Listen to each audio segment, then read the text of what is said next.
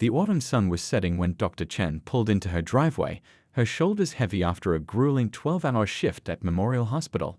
She'd spent the day performing 2 open-heart surgeries and couldn't wait to sink into her couch with a cup of hot tea. The Victorian house before her, with its weathered brick facade and white trim, represented everything she'd worked so hard for: 15 years of medical school, residency, and saving every penny. As she gathered her bags from the passenger seat, red and blue lights suddenly flooded her rearview mirror. 2 police cruisers had pulled up behind her, blocking her driveway. Dr. Chen's heart rate quickened, but she remained calm, drawing on the same composure that served her well in the operating room. "Step away from the vehicle," a stern voice commanded through a megaphone. Dr. Chen slowly placed her bags on the ground and raised her hands, turning to face 3 officers approaching her with flashlights drawn. The lead officer, his badge reading Lieutenant Davidson, wore an expression of stern suspicion that made her stomach knot. "Officers, is something wrong?" she asked, her voice steady despite her racing heart. "We received a report of suspicious activity at this address," Lieutenant Davidson replied, his hand resting on his belt. "What are you doing here?" "This is my home," Dr. Chen explained, gesturing toward the house. "I just got back from my shift at Memorial Hospital. I'm a cardiac surgeon there. My ID and proof of residence are in my purse. May I reach for them?" The 2 younger officers exchanged glances, but Lieutenant Davidson's expression remained unchanged. Slowly, he instructed. Dr. Chen carefully retrieved her wallet, presenting her driver's license, hospital ID, and recent utility bills, all matching the house's address. "I purchased this home 3 months ago," she explained. "I can show you the closing documents inside." Lieutenant Davidson barely glanced at the documents. "Anyone can fake papers these days," he said dismissively. "We've had reports of squatters in this neighborhood. This is a high-end area, and we need to ensure everything checks out." The implications of his words hung heavy in the cooling evening air. Dr. Chen felt a familiar weight settle in her chest, one she carried through medical school, through her residency, through countless moments when her achievements were questioned or diminished. "Officer, I understand you're doing your job, but I've provided multiple forms of identification. I can call my realtor right now. Better yet, Mrs. Thompson next door has been my neighbor since I moved in. She can verify everything I'm telling you." But Lieutenant Davidson had already made up his mind. "Until we can verify ownership through official channels, you'll need to leave the premises. We can't risk having unauthorized occupants in these homes." Dr. Chen's hand trembled slightly as she reached for her phone. "I'm going to call my lawyer now," she said quietly. "And I'm going to start recording this interaction." "Ma'am, you need to vacate the property immediately." Lieutenant Davidson's voice grew harder. "This is your final warning." The younger officers shifted uncomfortably, but remained silent. One of them, her nameplate reading Officer Rivera, couldn't meet Dr. Chen's eyes. As she backed away from her own home, Dr. Chen's mind was already working several steps ahead. She wasn't just thinking about tonight, she was thinking about every person who'd ever faced this kind of treatment, about the changes needed to prevent it from happening again. She pulled out her phone and began making calls, to her lawyer, to the police department's internal affairs division, to her city council representative. The streetlights flickered on, casting long shadows across the manicured lawn she'd so carefully maintained. Standing on the sidewalk, watching police officers block her access to her own home, Dr. Chen felt a profound sense of clarity. This moment would not be defined by anger or revenge, but by something far more powerful, the pursuit of lasting change through proper channels. Little did Lieutenant Davidson know that his actions that evening would set in motion a chain of events that would transform not just one police department, but spark a conversation about reform that would ripple through the entire city. But that was still to come. For now, Dr. Chen stood her ground on the sidewalk, her phone recording every moment, her voice steady as she spoke to her lawyer, and her mind already formulating a plan that would ensure this night's injustice would lead to something meaningful. The first set of security cameras on her neighbor's house whirred quietly, capturing everything. And in the houses around them, lights were beginning to come on as neighbors noticed the commotion. The story was just beginning. Standing on the sidewalk in front of her own home, Dr. Chen's fingers moved swiftly across her phone screen, her medical training kicking in. "Stay calm." assess the situation, take decisive action. The same skills that helped her handle emergencies in the operating room were now guiding her through this crisis. "Hello, this is Angela Martinez." A crisp voice answered on the third ring. "How can I help you?" "Angela, it's Dr. Chen. I have a situation," she spoke quietly but firmly, keeping her phone's camera trained on the police cruisers in her driveway. "I'm currently being forced out of my own home by police officers who won't accept my proof of residence. I need your help." As she spoke with her lawyer, more neighbors emerged from their homes. Mr. Patel from across the street approached cautiously, his cell phone also raised and recording.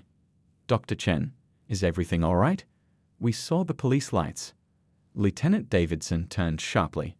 "Sir, please return to your home. This is a police matter."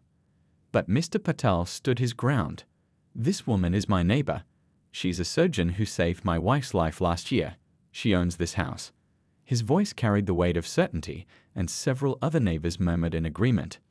Meanwhile, Dr. Chen had switched to another call. "Yes, this is Dr. Chen. I need to speak with Internal Affairs immediately." She kept her voice steady, professional, the same tone she used when reporting serious incidents at the hospital. "I'm reporting an ongoing situation involving Lieutenant Davidson, badge number 4721. The night air grew colder, but more neighbors were gathering now. Mrs. Wu from next door had brought out her tablet, pulling up security footage from her doorbell camera that showed Dr. Chen coming and going from the house over the past 3 months. Another neighbor was already uploading clips of the current confrontation to social media. "I've lived here for 30 years, Mrs. Wu announced loudly, her small frame radiating indignation. "Dr. Chen is a respected member of this community. She hosts neighborhood watch meetings in her living room." Officer Rivera, the younger officer who had remained quiet earlier, stepped away from her colleagues and spoke quietly into her radio. The tension in her shoulders suggested she was uncomfortable with how the situation was unfolding. Dr. Chen's phone buzzed with incoming messages. Her hospital colleagues were organizing a response. The chief of surgery had seen the social media posts and was already making calls to the police commissioner. The president of the local medical association was drafting a statement. "Lieutenant," Officer Rivera finally spoke up, "Central Command is requesting we stand down." They verified Dr. Chen's ownership of the property through city records. Lieutenant Davidson's face tightened, but before he could respond, 2 more police vehicles pulled up. This time, it was Captain Rodriguez from Internal Affairs, stepping out of his car with a grave expression. "Lieutenant Davidson," the captain's voice cut through the murmuring crowd, "your shift is over. Return to the station immediately." The crowd of neighbors had grown to nearly 20 people now, all witnesses to this moment of accountability. Some were still recording, others were sharing Dr. Chen's story in real time across social media platforms. The incident was no longer just about one woman being locked out of her home, it had become a catalyst for community action. Dr. Chen's lawyer arrived just as Lieutenant Davidson and his team were leaving. The crowd parted to let her through, this small woman with a briefcase who radiated quiet authority. "Dr. Chen, are you all right?" she asked, but her eyes were already scanning the scene, noting witnesses, gathering preliminary statements. The neighbors weren't dispersing. Instead, they were gathering closer, offering support, sharing their contact information as potential witnesses. Mrs. Wu had already started a neighborhood group chat dedicated to documenting the incident and organizing community response. "We need to make sure this never happens again," Mr. Patel said firmly, standing beside Dr. Chen, "not to anyone." As her lawyer began taking statements and Captain Rodriguez apologized on behalf of the department, Dr. Chen felt something shift in the air. This wasn't just about getting back into her home anymore. The community's response, swift, united, and decisive, had transformed a moment of injustice into an opportunity for change. Her phone kept buzzing with messages of support from colleagues, community leaders, and even patients who had seen the social media posts. Local news vans were already setting up at the end of the street, but what moved Dr. Chen most was the sight of her neighbors standing together, turning a negative incident into a moment of community solidarity. The night was far from over, but as Dr. Chen finally walked back up her driveway, accompanied by Captain Rodriguez and her lawyer, she knew this was just the beginning. The real work, the systematic change that needed to happen, was about to begin, and she wasn't fighting this battle alone. Behind her stood a community ready to support her every step of the way. The security cameras kept recording, documenting not just an incident of injustice, but the powerful response of a community united in pursuit of change. The story was spreading, gathering momentum, and tomorrow would bring new challenges and opportunities for meaningful reform. The morning after the incident, Dr. Chen's story had already spread like wildfire across social media. Her neighbor's security camera footage had been viewed over 100,000 times, sparking intense discussions about police conduct and community rights. But what happened next showed the true power of a community coming together. By 7 a.m., dozens of people had gathered on Dr. Chen's front lawn, holding homemade signs and offering support. Among them were her hospital colleagues, still in their scrubs after their night shifts, standing shoulder to shoulder with local residents. "I've worked with Dr. Chen for 5 years," said a nurse practitioner speaking to a local news reporter. "She's saved countless lives in our emergency room. The fact that she was treated this way in front of her own home is unacceptable." The chief of surgery at Memorial Hospital had cancelled his morning meetings to be there. "Dr. Chen isn't just any surgeon," he told the growing crowd. "Last month, she performed a 12-hour heart transplant that saved a 6-year-old's life. She's exactly the kind of person we want in our community." Local business owners began arriving with coffee and breakfast for the supporters. The owner of the neighborhood bakery handed out fresh pastries, refusing payment. "Dr. Chen stops by every Sunday morning," she explained to a news crew. "She always asks about my mother's health and remembers every detail. That's the kind of person we're talking about here." The security footage continued to tell its own story. More cameras had captured the incident from different angles, clearly showing Lieutenant Davidson's dismissive behavior and Dr. Chen's calm, professional response. A tech-savvy high school student from down the street had compiled all the footage into a single powerful video that was now being shared by major news outlets. Around midday, something unexpected happened. 2 retired police officers who lived in the community came forward to speak. "We're here to stand with Dr. Chen," one of them announced. "What happened last night goes against everything we were taught about community policing. We need accountability and we need change." Dr. Chen's patients began showing up too. A grandmother who had undergone successful heart surgery 3 months ago brought her entire family. "She visited me every day in the hospital," she told anyone who would listen. "She explained everything in a way I could understand. She treated me like I was her own mother." The local city council member arrived around 2 p.m., not just to show support, but to announce immediate action. "We're calling an emergency session to review police procedures," she declared. "This incident has exposed gaps in our system that need to be addressed now." Social media continued to amplify the story. #StandWithDochen was trending locally, then nationally. But it wasn't just about hashtags. People were sharing their own stories, creating a larger conversation about community policing and racial bias. The medical community's response was particularly powerful. By late afternoon, a statement signed by over 200 local medical professionals had been released, condemning the incident and calling for systematic changes in police training. "When we talk about community heroes," read the statement, "we're talking about people like Dr. Chen. She represents the best of what our community can be: dedicated, professional, and committed to helping others. The treatment she received is a wake-up call for all of us." As evening approached, the crowd had grown even larger. Someone had set up a projector showing a montage of Dr. Chen's achievements, newspaper clippings about successful surgeries, photos from hospital fundraisers, community health workshops she'd organized. A local religious leader led a prayer circle, not just for Dr. Chen, but for positive change in the community. People of different faiths and backgrounds stood together, holding hands, united in their desire for justice and reform. Dr. Chen, who had spent the day meeting with her lawyer and police officials, returned home to find her lawn transformed into a community gathering space. Tables had been set up with food and drinks, children were playing together, and neighbors who had never spoken before were deep in conversation. "This isn't just about me anymore," she told a supporter, fighting back tears. "Look around, this is about all of us. This is about the community we want to be." The security cameras were still recording, but now they captured a different story, one of unity, support, and determination.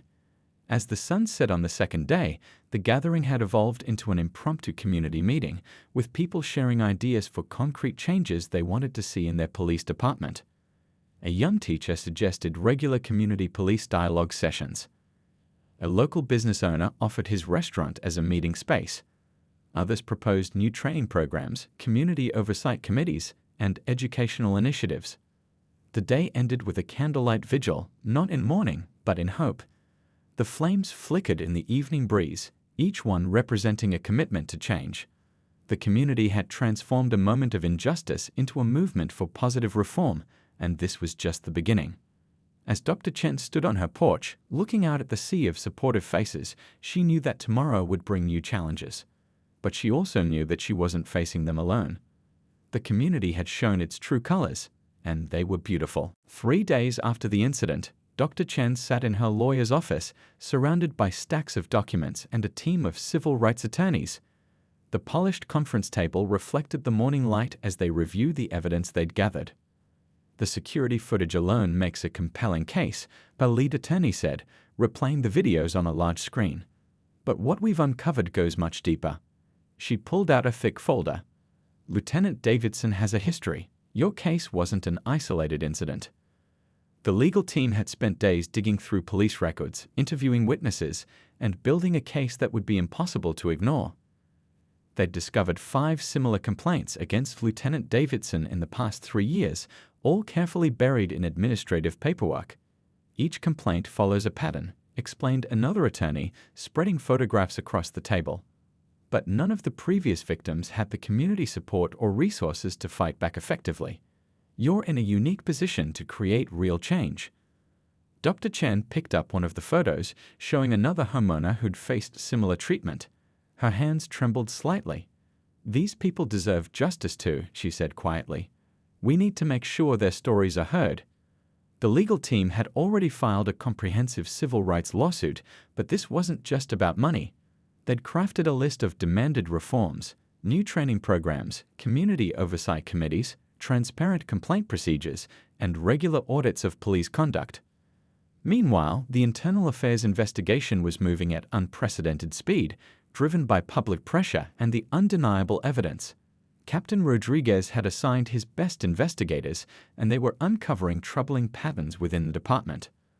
Look at these statistics, one investigator explained during a briefing. He pulled up a chart showing disproportionate stop and question incidents in certain neighborhoods. Lieutenant Davidson's actions that night weren't random. They were part of a larger problem we need to address. The police chief called an emergency meeting with the city council. The security footage played on repeat on a large screen as council members watched in silence. This isn't just a legal issue, the chief admitted. This is a wake-up call for our entire department. Back at the hospital, Dr. Chen continued her surgical duties, saving lives as she always had. But during her breaks, she met with her legal team, reviewed documents, and helped build a case that would protect others from similar experiences. You don't know how much this means, said a former victim of police misconduct, meeting with Dr. Chen and the lawyers. We tried to speak up before, but nobody listened. Now finally, someone with a voice is fighting back. The media coverage continued to grow. National news outlets picked up the story, not just focusing on the incident itself, but on the broader implications for police reform. Dr. Chen's case became a symbol of both injustice and hope that change was possible through legal and peaceful means. Local law schools began offering free legal clinics to help others document and report similar incidents. Civil rights organizations provided resources and support. The movement was growing, but always staying within the bounds of the law. We're not just filing a lawsuit, Dr. Chen explained to a community meeting. We're creating a blueprint for change. The gathered crowd nodded in understanding. This wasn't about revenge or punishment, it was about transformation. The investigation revealed more than just Lieutenant Davidson's misconduct. It exposed systemic issues, outdated training methods, lack of accountability, and implicit biases that had gone unchecked for years. Every officer's body camera footage from the past year is being reviewed, announced Captain Rodriguez at a press conference. We're not just investigating one incident, we're examining our entire approach to community policing. The lawsuit moved forward methodically, each piece of evidence carefully documented and presented.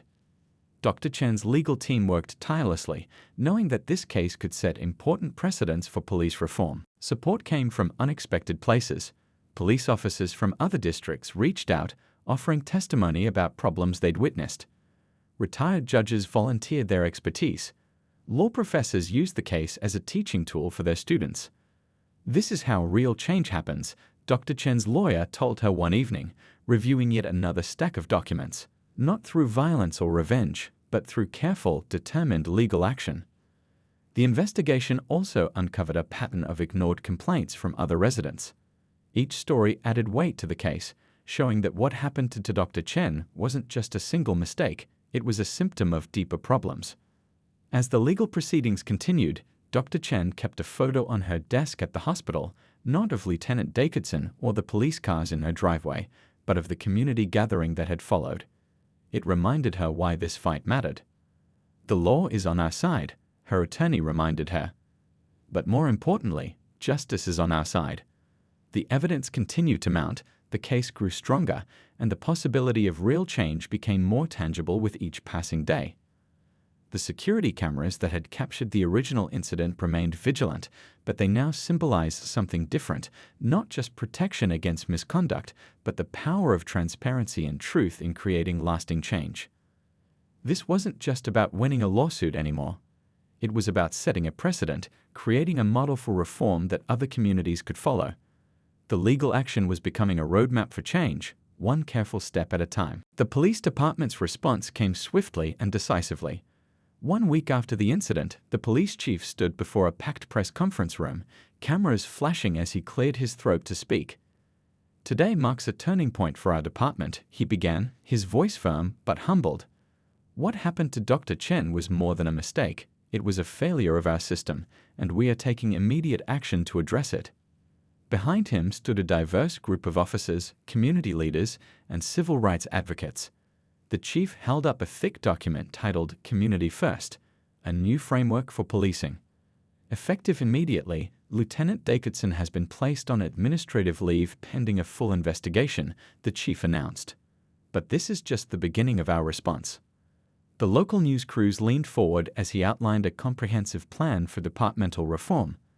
Body cameras would now be mandatory for all officers, with footage regularly reviewed by a civilian oversight committee. De-escalation training would be expanded from 8 hours to 40 hours annually. But the most significant change came in the form of a new community engagement program. Officers would be required to spend time each month in non-enforcement activities, attending community events, participating in local meetings, and building relationships with residents. We're not just changing policies, explained the deputy chief. We're changing our entire culture. She gestured to a screen showing the new training modules being developed with input from civil rights experts and community leaders. Dr. Chen had been invited to review these changes. Sitting in meetings with police leadership, she watched as they dismantled old procedures and built new ones focused on respect and understanding. "Tell us where we're going wrong," the training director asked her during one session. "We need to hear the hard truths if we're going to improve." The humility in his voice was genuine, reflecting a department ready for real change. The changes weren't just on paper. Officers began attending cultural sensitivity workshops led by community members. Training scenarios were rewritten to emphasize communication and de-escalation.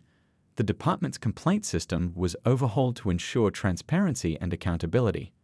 "I've been on the force for 20 years, one veteran officer shared during a community meeting. And I can tell you, these changes are long overdue. What happened to Dr. Chen opened our eyes to problems we'd ignored for too long." The department's internal investigation expanded beyond Lieutenant Davidson. Every complaint filed in the past 5 years was being reviewed. Officers with multiple complaints were assigned to additional training or reassigned to non-patrol duties. Body camera footage from the incident became a teaching tool in the academy. New recruits watched and discussed what went wrong, learning how to handle similar situations with respect and professionalism. This is what accountability looks like, The police chief explained to local media, "We're not just disciplining one officer, we're rebuilding trust with our community." The changes affected every level of the department. Promotion criteria now included community engagement scores. Officers were evaluated not just on their arrest records, but on their positive interactions with residents. Dr. Chen was invited to speak at the police academy. Standing before a class of fresh-faced recruits, she shared her story not with anger, but with hope for the future they could help create. "You have the power to make every interaction a positive one," she told them. "The badge you'll wear isn't just a symbol of authority, it's a symbol of service." The department's social media accounts began sharing daily updates on the reform process. Videos showed officers participating in community events, learning from residents, and implementing new training procedures. Local businesses noticed the change. Officers who used to just drive by now stopped to chat with shop owners. Community members reported feeling more comfortable approaching police with concerns or questions. "It's like night and day," said a local coffee shop owner. "Last week, 2 officers came in just to ask how they could better serve our neighborhood. That never happened before." The police chief made himself available for weekly community meetings, listening more than speaking. Each suggestion was noted, each concern addressed. The wall between police and community was slowly coming down. Even Lieutenant Davidson's case was handled differently. Instead of quiet disciplinary action, there was transparent communication about the investigation process and its findings. "We're not hiding anything anymore," the chief declared. "Our community deserves to know how we handle misconduct, and they deserve a voice in how we move forward." The security cameras that had captured the original incident now recorded different scenes. Officers chatting with neighbors, attending block parties, helping elderly residents with groceries. The same technology that had exposed problems was now documenting positive change. As the sun set on another day of reform, Dr. Chen drove home from the hospital, passing a police car in her neighborhood. The officer waved, and she waved back. It was a small gesture, but it represented something profound, the beginning of a new chapter in community policing. The department's response wasn't just about avoiding lawsuits or bad publicity. It was about fundamental change, about building a model of policing that other cities could follow. And it all started with one incident, one community's response, and one department's willingness to learn and grow. 2 months after the incident, Dr. Chen stood at a podium in City Hall, addressing the packed chamber. The room was filled with community members, police officers, city officials, and media representatives, all gathered to witness something remarkable. "Today, we're not just talking about change," she began, her voice clear and steady. "We're making it happen." She gestured to the thick document before her, a comprehensive police reform bill that had grown from her experience into something much bigger. The journey to this moment had been intense. For weeks, Dr. Chen had worked with community leaders, legal experts, and reform-minded police officers to craft meaningful changes. They'd spent countless hours in meeting rooms, poring over policies, debating details, and finding common ground. "What happened to me was a wake-up call," she continued, "but this isn't about one incident anymore. This is about building a better system for everyone." The proposed reforms were ambitious. They included mandatory cultural competency training for all officers, regular community feedback sessions, and a new civilian oversight board with real power to investigate complaints and recommend changes. A retired police captain stood up to speak next. "In my 30 years on the force, I've never seen anything like this," he said, his voice thick with emotion. "This isn't just policy change. This is a complete transformation of how we think about policing." The reforms went beyond traditional measures. They included innovative programs like Walk With Me Days, where officers would spend entire shifts walking neighborhoods, meeting residents, and understanding community needs without any enforcement duties. "We're learning to be part of the community again," explained a veteran officer who had helped develop the programs. "Not just when there's trouble, but every single day." Local businesses had joined the effort too. The Chamber of Commerce announced a partnership program where officers would meet regularly with business owners, learning about their concerns and building relationships before problems arose. "It's about prevention, not reaction," said a local shop owner who had helped design the program. "We're creating connections that make our whole community stronger." The reforms included technology upgrades, but with a human touch. New police department apps would allow residents to provide feedback, share concerns, and see what officers were doing in their neighborhoods. Body camera footage would be regularly reviewed by community panels. Transparency builds trust, Dr. Chen explained to a group of reporters. When people can see what's happening and have a voice in the process, everything changes. The changes were already showing results. Complaints against officers had dropped significantly. Community satisfaction surveys showed increasing trust. Officers reported feeling more connected to the people they served. A group of young people had started a Future of Policing club at the local high school, working directly with officers to understand and improve police-community relations. Their fresh perspectives were bringing new ideas to old problems. "These kids give me hope," said an officer who mentored the club. "They don't just see problems, they see solutions we hadn't even thought of." The reform package included funding for mental health professionals to accompany officers on certain calls. This approach had already prevented several situations from escalating into confrontations. "We're learning that not every problem needs a police solution," explained a mental health worker who had joined the program. "Sometimes people just need someone to listen and understand." Local universities had gotten involved, offering courses on community policing and inviting officers to participate in discussions with students. These conversations were breaking down barriers and changing perspectives on both sides. "I never thought I'd be teaching at a college," laughed one officer who had become a regular guest speaker.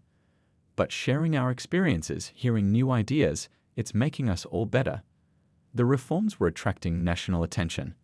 Other cities were sending representatives to learn from what was happening. Dr. Chen's story had become a case study in how to turn a negative incident into positive change. "We're not just fixing what's broken," she told a visiting delegation. "We're building something new, something better." Local artists had even gotten involved, creating murals celebrating community police partnership. One particularly moving piece showed hands of different colors joined together, with the words "protect" and "serve together" written below. The city council meetings, once sparsely attended, were now packed with engaged citizens offering ideas and feedback. People who had never spoken up before were finding their voices. "This is what democracy looks like," said a council member, watching residents line up to share their thoughts. "Everyone has a stake in making our communities safer and stronger." Even the police academy had been transformed. New recruits now spent time in community service before ever putting on a uniform, learning to see the neighborhood through residents' eyes. "We're not just training officers anymore," explained the academy director. "We're growing community leaders." As the sun set on another day of change, Dr. Chen drove home past one of the new community murals. She remembered the night she'd stood on her sidewalk, locked out of her own home. That moment of injustice had sparked something powerful, not a fire of anger, but a light of hope that was spreading through the entire city. The security cameras that had captured her ordeal now recorded a different story, one of a community coming together, growing stronger, and building a future where such incidents would become increasingly rare. This wasn't just systemic change, it was human change, happening one conversation, one program, one person at a time. And it was only the beginning. 1 year after that fateful night, the changes that had begun with one incident had grown into something extraordinary. Dr. Chen stood in her front yard, now transformed into a community gathering space, watching as people set up chairs for the neighborhood's monthly Community Unity meeting. The police chief had just arrived, not in his official car, but walking from down the street where he parked. He chatted casually with residents along the way, stopping to high-five a group of kids playing basketball. This wasn't a formal visit, it was just another day in a transformed community. "Remember when we used to be scared to see police cars in the neighborhood?" An elderly resident remarked, setting up refreshments. "Now my grandkids want to be officers, but the kind that help people," they say. The reforms hadn't just stuck, they'd blossomed. The police department's new training program, developed with Dr. Chen's input, had become a model for departments across the country. Officers from other cities regularly visited to learn from their success. "It's not just about what we changed," the police chief explained to a group of visiting officers. "It's about how we changed it, together with the community leading the way." Lieutenant Davidson's story had taken an unexpected turn. After completing extensive retraining and community service, he'd become one of the strongest advocates for reform. He now led workshops on bias awareness, using his own experience as a powerful teaching tool. "I was wrong," he would tell each new class of recruits, his voice heavy with hard-earned wisdom. "But being wrong taught me how to be better. That's what we all need to learn." The Neighborhood Watch program had evolved into something more meaningful: community care circles, where residents and officers worked together to address local needs before they became problems. A small garden had sprouted in the corner of Dr. Chen's yard, tended by both residents and officers. "It's a symbol," explained a young officer who had helped plant it. Growth takes time, care, and working together. The security cameras that had captured the original incident now told a different story. They showed officers playing basketball with local kids, helping elderly residents with groceries, and participating in community events. Technology that had once documented problems now showcased solutions. Dr. Chen's foundation, started in the wake of the incident, had grown beyond its original scope. It now offered scholarships to young people interested in both law enforcement and community service careers, building bridges for the next generation. "We're not just changing policies," Dr. Chen told a reporter doing a follow-up story. "We're changing hearts and minds, one connection at a time." The monthly meetings had become a model of community engagement. Officers and residents shared meals, discussed concerns, and celebrated successes together. Children played freely, no longer taught to fear the police, but to see them as community partners. "My daughter drew this," said a local teacher, holding up a child's artwork showing police officers and residents working together in a garden. "This is how the next generation sees their community." The city's crime rates had dropped significantly, not through aggressive enforcement, but through prevention and community partnership. Officers were now evaluated on positive community interactions as much as on traditional metrics. The police academy's curriculum had been completely revamped. New recruits spent their first week living with local families, understanding the community from the inside before ever putting on a uniform. "We're not just training officers," the academy director explained. "We're growing community guardians." The Civilian Oversight Board, born from the reforms, had become a model of transparency and accountability. Their meetings were well attended, with honest discussions about both challenges and successes. Local businesses reported improved relationships with law enforcement. The Coffee with a Cop program had expanded to include regular community forums in shops and restaurants throughout the city. "It's not us versus them anymore," said a local cafe owner. "It's just us, all of us working together." Dr. Chen still performed surgeries at the hospital, saving lives as she always had. But now she also saved communities, speaking at conferences and helping other cities implement similar reforms. The annual community festival, once a small gathering, had grown into a citywide celebration of unity. Officers and residents competed in friendly sports matches, shared meals, and planned future initiatives together. Even the local media had changed their approach, focusing on positive community police interactions and solutions rather than just problems. The headlines now told stories of cooperation and progress. As the sun set on another community meeting, Dr. Chen watched a young officer playing catch with neighborhood kids. The officer's laughter mixed with the children's shouts, creating a symphony of what was possible when people chose understanding over fear. The security cameras still recorded everything, but now they captured a community transformed. Not perfect, but growing, learning, and working together. The incident that had started it all hadn't been forgotten. Instead, it had become a foundation for something beautiful. This is what justice looks like, Dr. Chen thought, watching the diverse crowd of residents and officers sharing stories and making plans. Not revenge, not punishment, but growth and transformation. The night ended as it always did now, with hope, with connection, and with the knowledge that tomorrow would bring new opportunities to build an even stronger community.